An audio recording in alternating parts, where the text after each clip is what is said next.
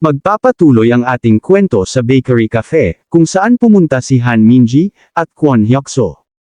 Habang ang dalawa ay nakaupo, at naghihintay ng inorder nilang kape. Nanginginig naman si Kwon Hyokso sa kaba, dahil napapaisip niya ang nangyari sa pagitan nila Dojun. Kung saan pinunit ni Dojun ang business card ni Han Minji sa harap nito. Habang kinakabahan si Kwon Hyokso, ito ay napasabi sa kanyang isipan, nandito ba siya para balikan kami? Nabalitaan kong hindi maganda ang relasyon nila, at sinira ni Dojun ang kanyang business card. Nang nakita ni Han Minji ang ginagawang reaksyon ni Kwon Hyokso, ito ay napasabi sa kanyang isipan, takot na takot siya. Siguro ito ay may katuturan dahil nasaktan ang pride niya. Dagdag pa ni Han Minji, kailangan ko ba siyang e-comfort? Hindi, mas mabuting magpanggap na hindi ko ito napapansin. Ngayon, ano ang sasabihin ko? Dahil sa sobrang tahimik ng isa't isa, at dahil walang gustong maunang magsalita. Napasabi ang dalawa sa isipan habang sila ay nakayuko, gusto ko nang umalis dito. Biglang tumunog ang isang bilog na bagay, dahil handa na ang kapeng inorder nila. Sa pagtunog ng bilog na bagay, napatayo si Kwon Hyokso at napasabi, ako nakukuha ng mga kape. Gayunpaman nakatalon na si Han Minji, patungo sa cashier. Napangiti naman ang cashier, habang binibigay ang 3 kapeng inorder nila. Kaya nagpasalamat si Han Minji sa cashier, dahil sa pagtalon ni Han Minji. Napasabi si Kwon Hyokso sa isipan, napaka-awkward, dagdag pa niya, lumilipad siya sa paligid. Dojun, siguraduhin mong tumakas ka papalayo, nang nakuha na ni Han Minji ang kapeng inorder niya. Siya ay pumunta na agad sa lamesa, kung saan sila nakaupo. Sa paglapit ni Han Minji sa lamesa, nilapag niya agad ang basong may kape, at ito ay napasabi, huwag kang masyadong mag-alala kay Mr. Dojun. Magiging okay lang siya, napasabi na lang si Kwon Hyokso kay Han Minji, habang ito ay kinakabahan, salamat sa pagiging mapagpatawad. Napatingin bigla si Han Minji kay Kwon Hyokso, at ito ay nagtataka sa sinabi ni Kwon Hyokso, ngunit biglang nagtaka si Kwon Hyokso sa pagtingin sa kanya ni Han Minji. Kaya napasabi si Han Minji kay Kwon Hyokso, ano? Napahawak si Kwon Hyokso ng kanyang ulo, at napasabi, mga B-rank na hunters ang mga iyon, kung may mangyayari, ngunit bago pa matapos ni Kwon Hyokso ang gustong niyang sabihin, biglang napasabi si Han Minji, kay Mr. Dojun. Mas naaawa pa ako sa mga lalaking iyon, na bigla at nagtaka naman si Kwon Hyokso sa sinabi ni Han Minji. Habang umiinom si Han Minji ng kanyang kape, ito ay napasabi, maghintay ka lang ng ilang sandali. Hindi kailanman nagkamali ang aking pandama, kahit isang beses. Pupunta ang ating kwento sa lugar, kung nasaan si Dojun. Sa pagsabi ni Dojun kay Choi Young-hon, na dapat siya ang uminom ng baso na may sigarilyo. Ito ay napatanong kay Dojun, ano ang sinabi mo? Sumagot naman si Dojun kay Choi Young-hon, wika nito, inumin mo yan, hahayaan kitang mabuhay, kung gagawin mo. Nagalit si Choi Young-hon sa sinabi ni Dojun, kaya ito ay lumapit kay Dojun, at dinikit ang kanyang ulo kay Dojun, at napatanong, at kung hindi naman. Ano ang gagawin mo? Lalong nagalit si Choi Young-hon sa hindi pagsagot ni Dojun sa kanya, kaya ito ay napasabi, ang sabi ko, ano ang gagawin mo? Biglang umatake si Dojun gamit ang kanyang kanang kamay. Sa bilis ng ataking ginawa ni Dojun, ito ay hindi na napansin ni Choi Young-hon. Dahilan para ikagulat niya, dahil sa ginawang pag-atake ni Dojun sa vital points ni Choi Young-hon, ito ay nakaramdam ng sakit, at napasabi sa isipan habang pilit na pilit ginagalaw ang kanyang kamay, ano ito? Bakit hindi ko magalaw ang aking katawan? Habang hinahawakan ni Dojun ang batok ni Choi Young-hon, ito ay napasabi, Young-hon. Dapat ininom mo na lang iyon, biglang may lumabas na itim na bagay, na parang kuryente sa kamay ni Dojun, ito ay dumampi sa batok ni Choi Young-hon. Dahilan para mapasigaw si Choi Young-hon sa sakit. Nang narinig ni Tungaw na sumigaw si Choi Young-hon ng malakas.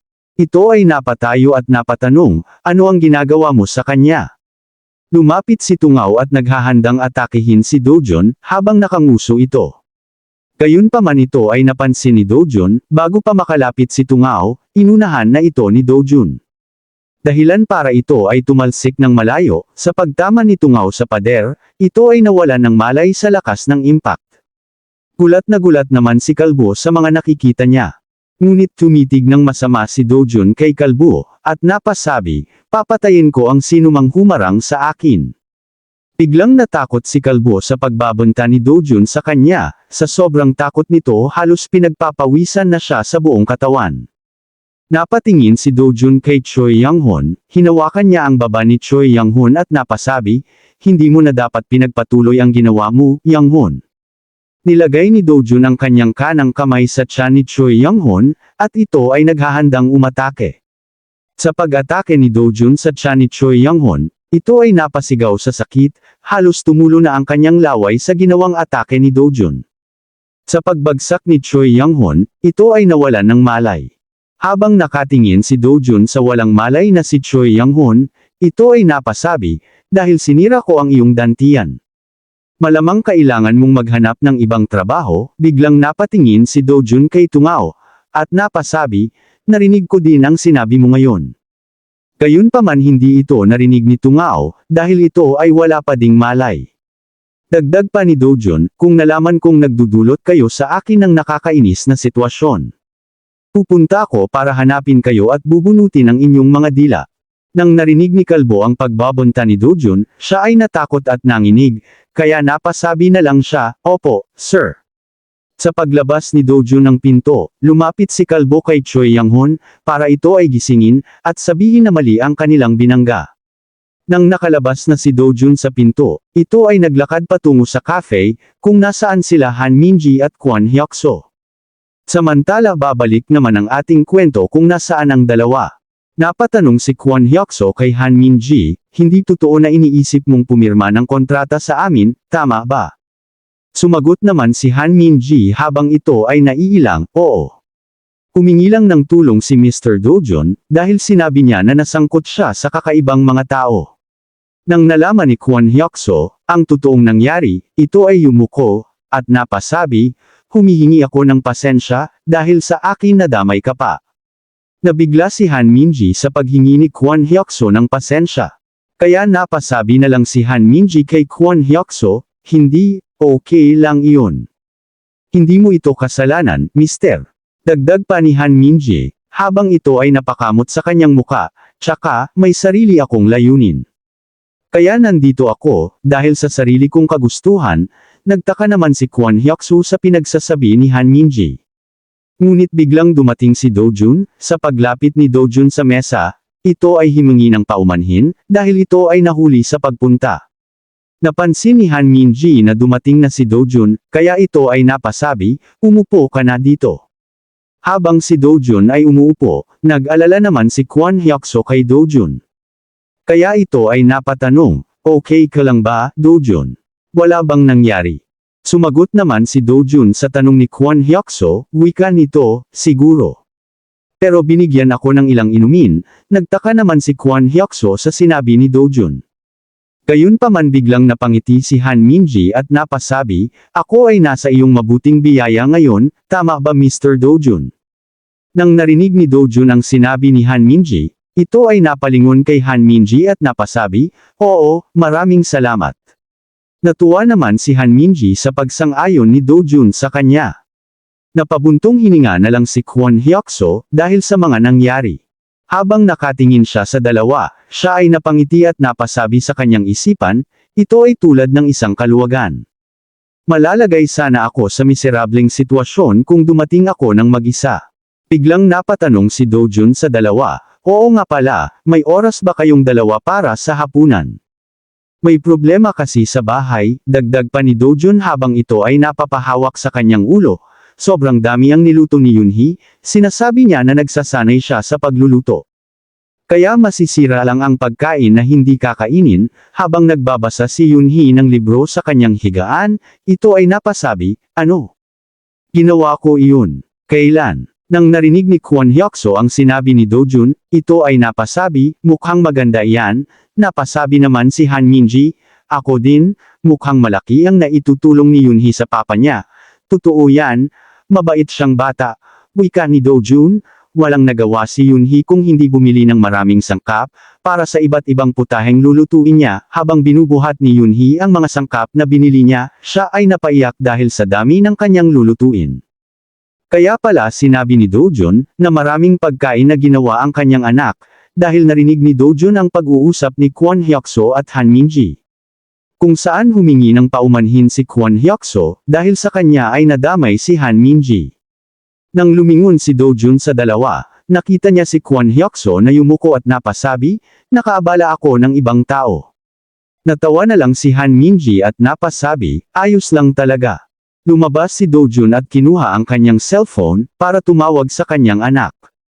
Nang nasagot na ni Yunhee ang kanyang ama, napasabi si Dojun, Yunhee, kapag nalulungkot ka o nanlulumo, makakatulong ba ang pagkain upang pasayahin ka? Siguro. Maaaring posible kung talagang masarap ang pagkain, wika ni Yunhee habang ito ay nakahiga. Napasabi naman si Dojun sa kanyang anak, hindi ba magaling ka sa pagluluto? Nagtaka naman si Yunhee sa sinabi ng kanyang ama, akala niya na siya ang sinasabihan ng kanyang ama. Kaya napatanong si Yunhee, may nangyari ba ama? Sumagot naman si Dojun sa tanong ng kanyang anak, hindi ako. Kay Senior Hyokso, biglang napatayo si Yunhee sa kanyang higaan, at napatanong sa kanyang ama, talaga? May gusto ba siyang kainin? Hindi ko alam, sa tingin ko ito ay magiging maayos, kung gagawin mo ang iyong pinakamahusay na luto, wika ni Dojun. Nadismaya naman si Yunhee sa sinabi ng kanyang ama, kaya napasabi na lang ito, okay. Gayunpaman biglang nagulat si Yunhee, sa sinabi ng kanyang ama, na sasama si Han Minji para matikman ang luto ni Yunhee. Sa pagrinig ni Yunhee na sasama si Han Minji, ito ay bumangon agad sa kanyang hinihigaan, at dali-daling kinuha ang kanyang bag. Habang si Yunhee ay tumatakbo palabas ng pinto, ito ay napasabi, 2 oras. Bigyan mo ako ng 2 oras. Gagawin ko ang lahat. Nagpasalamat naman si Dojun sa kanyang anak, dahil sa gagawing pagsisikap para makaluto. Samantala 2 oras ang nakalipas, nakarating na sila Dojun sa bahay nito. Sa pagkatok nila ng pinto, sinalubong sila ni Yunhee. Napangiti si Han Minji kay Yunhee at napasabi, kamusta? Nagkita ulit tayo, nang nalaman na ni Yungyung na dumating si Dojun, ito ay napasabi, nandito ka na master. Hindi naman ikinatuwa ni Dojun ang pagsulpot ni Yungyung. Dahil unang beses makita ni Han Minji si Yungyung, ito ay nagulat at nagtaka. Kaya ito ay napaturo kay Yungyung at napatanong, ano ito, Mr. Lee? Ayan, isang alaga, ang ibig kong sabihin, isang partner. Nagalit naman si Yungyung, sa pagtawag ni Han Minji sa kanya ng ito. Ngunit biglang napaturo si Kwon Hyokso kay Dojun, at napasabi, nagpunta kami sa field trip ng mga estudyante ilang araw na ang nakalipas, at na-awaken si Dojun doon. Isang bagay tungkol sa isang summoning skill o taming skill. Nagulat si Han Minji sa sinabi ni Kwon Hyokso, kaya ito ay napasabi sa kanyang isipan, ano? Imposible yan. Ang natural na awakening ay karaniwang konektado sa sariling espesyal na talento o pamumuhay. Ang summon skills ay bihirang makuha lamang pagkatapos mapalakas ang katawan. Ang isang tamer skill ay maaaring lumitaw minsan, kapag ikaw ay nag-aalaga ng alagang hayop, o nagtatrabaho bilang isang zookeeper. Napatingin si Han Minji kay Dojun, at napasabi sa kanyang isipan, alam kong may kakaiba sa kanya, ngunit hindi ko inaakala na siya ay natatangi. Biglang napatingin si Han Minji kay Yungyung, gayunpaman napabulong si Yungyung, ano ang tinitingin mo? Kaya pala napatingin si Han Minji kay Yungyung. Dahil napansin niya na may numero sa noo ni Yungyung. Huwag mo sabihin sakin na ang ibig sabihin ng markang iyan, ay isang dragon. Dagdag pa ni Han Minji sa kanyang isipan, 3 taon na ang nakalipas. Ang dragon na lumabas sa Busan ay may markang 10 sa noo. Kinailangan ng matinding pagsisikap, para sa 3 S-rank na hunters, upang patayin lamang ito. Pinagmamasdan ni Han Minji si Yungyung kung ito ba ay mapanganib. Ngunit napakamot lang si Yungyung ng kanyang tiyan. Kaya napangiti na lang sabi ni Han Minji sa kanyang isipan, oo tama. Hindi pwedeng maging isang dragon ito, pupunta ang ating kwento, kung saan nasa sulok si Kwon Hyokso, at tinawagan si boss, at ipinaliwanag kung ano ang nangyari sa oras na iyon. Napasabi na lang si Kwon Hyokso, nang nakwento niya na ang lahat kay boss, wala akong dahilan, boss. Gayunpaman napasabi naman si boss, huwag kang mag-alala. Hoy, hindi na kailangang matakot sa mga bastos na tulad nila. Dagdag pa ni boss, magpahinga ka ng mabuti sa weekend, at magkita-kita tayo sa trabaho sa Lunes. Opo, sir, magandang gabi boss, wika ni Kwon Hyokso. Biglang lumapit si Do-jun kay Kwon Hyokso at napasabi, kumain na tayo, senyor. Humingi naman ng sorry si Kwon Hyokso, dahil tumagal ang pag-uusap nila ni boss.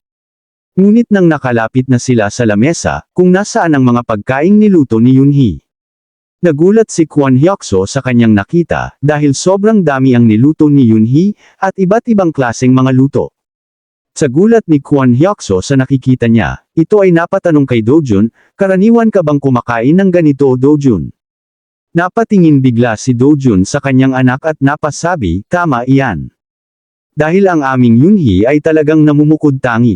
Natatawa na lang si Yoonhee sa papuring sinabi ng kanyang ama. Nang sila ay nakaupo na sa kani-kanilang upuan, biglang yumuko si Kwon Hyokso, at ito ay napasabi, salamat sa lahat sa araw na ito. Napakahirap talaga ng araw na ito, pero salamat sa iyo naging maganda ang pagtatapos. Napatingin naman si Do-jun kay Kwon Hyokso, dagdag pa ni Kwon Hyokso, habang ito ay naiiyak, maraming salamat sa iyo. Napahawak naman si Do-jun ng kanyang dibdib at napasabi, wala lang iyon. Ako dapat ang laging magpasalamat sa iyo, kung hindi dahil sa iyo, baka tapos na ang career ko bilang public official. Nang narinig ni Han Minji ang sinabi ni Do-jun, ito ay natuwa at napasabi kay Kwon Hyokso, Mr. Kwon. May mabuti kang junior. Habang napapangiti si Kwon Hyokso sa sinabi ni Han Minji, tungkol kay Do-jun, ito ay napasabi, tama ka dyan. Wala nang hihigit pa sa kanya, habang napapangiti si Kwon Hyokso, biglang nagsalita si Do-jun, wika nito, kumain na tayo bago lumamig ang pagkain. Sapagkat maraming oras ang ginugol ni Yoonhee sa paghahanda nito. Habang ang tatlo ay kumakain ng masasarap na pagkain. Pinagmamasdan naman sila ni Yongyung, at mukhang nakalimutan ni Yoonhee, at Do-jun na pakainin si Yongyung. Ilang minuto ang nakalipas, natapos na silang kumain, kaya sila ay nagpasalamat kay Yoonhee sa pagkaing hinanda niya. Gayunpaman sila ay nagpaalam na para umuwi ng kani-kanilang bahay. 33 minuto pasado alas 9 ng gabi, napatingin si Do-jun sa kanyang computer. Napansin niya sa kanyang computer, na may isang party na naghahanap ng isang offensive class hunter. Para makahunting sa bagong lumitaw na B-rank Greater Portal. Ang naghahanap ng offensive class hunter ay si Choi Gae-yoonshek, galing sa Solomon Guild. Ito ay naanunsyo na ng Hunter Bureau, na sila ay naghahanap ng isang offensive class na hunter. Para makatulong sa pag-e-explore ng B-rank Greater Portal. Nang nabasa ito ni Do-jun, ito ay napasabi, ito ay magiging isang magandang pagkakataon, sapagkat ito ay hindi pa rin alam ng maraming tao. May kasalukuyang 2 healers at isang tanker na naka-standby. Sa pag-scroll down ni Do-jun, nabasa niya din na sila ay tumatanggap din ng mga baguhan, para sumali sa pag-e-explore ng B-rank Greater Portal. Nang ito ay nabasa ni Do-jun ito ay nagulat, kaya ito ay napatanong, tumatanggap sila ng mga baguhan. Ang ibig bang sabihin, tumatanggap din sila ng mga C-ranked hunters. Bigla naman napahawak si Do-jun ng kanyang bibig at napasabi sa kanyang isipan, pero bakit kailangang maging merfolk? Sa pagkakaalam ko, sila ang mga target na karaniwang iniiwasan ng mga hunter. Dagdag pa ni Do-jun, habang tinatawagan ang numero na nakalagay sa nabasa niyang anunsyo, gayunpaman, dapat silang magbigay ng magandang karanasan, tama ba? Sapagkat, meron lang kaming mga hunters na C-rank pababa. Nang sumagot na ang tinatawagan ni Do-jun sa cellphone. Napatanong si Do-jun sa kausap niya sa cellphone, pasensya na sa sobrang late na pagtawag. Tumawag ako pagkatapos kong makita ang anunsyo mo. Tumatanggap ka rin ba ng C-ranked hunter? Sumagot naman ang kausap niya sa cellphone, wika nito, oo. Tinatanggap din namin ang lahat ng mga bagong hunters. Dahil ang aming tanker ay isang A-ranked hunter, ito ay magiging madali upang harapin ang mga pinsala. Dagdag pa nito, hindi lang iyon, meron kaming 2 healers kasama ang sarili ko. Magiging ganap na ligtas ito, hindi na kailangang mag-alala. Bigla namang nagtaka si Dojun, sa pinagsasabi ng kausap niya. Kaya ito ay napasabi sa kanyang isipan, ano? Sa mundo ng mga hunters, mayroong hindi mabilang na mga offensive class hunters. Sa kabilang banda, ang bilang ng mga healers at tankers ay mas kaunti. Dagdag pa ni Dojun, habang ito ay napapaisip na parang may mali, kaya bakit tatanggapin ng isang A-rank na tanker, at dalawang healers ang isang C-rank offensive. Ngunit napasabi na lang si Dojun sa kausap niya sa cellphone, pupunta ako. Anong oras at saan kita makikilala? Sumagot naman ang kausap ni Dojun sa cellphone, pwede ka bang pumunta sa Sibongo Station ng alas 10 ng umaga? Oo kaya ko, magkita na lang tayo bukas, wika ni Dojun. Habang si Dojun ay napapatapik sa lamesa, ito ay napasabi sa kanyang isipan, napakadali noon. Wala man lang interview, tulad ng isang grupo, na normal na naghahanap ng isang miyembro sa party. Ang paghahunting sa isang portal ay maaaring maging lubhang mapanganib. At hindi mo alam kung kailan o saan ka maaaring mamatay. Kaya naman napakahalagang malaman kung gaano kalakas ang mga miyembro ng iyong partido. Sa makatuwid, ito ay mahalaga upang gumawa ng isang mahusay na paghatol sa pamamagitan ng isang pakikipanayam, dagdag pa ni Dojun, habang ito ay napapaisip, kung bakit tumatanggap sila ng isang baguhan, na sumali sa isang party na hindi man lang in-interview, kaya bakit wala silang tinanong sa akin kahit ano. Habang si Dojun ay napapaisip, pinipilit namang matulog ni Yung kahit na kumukulo ang kanyang tiyan, dahil sa kagutuman.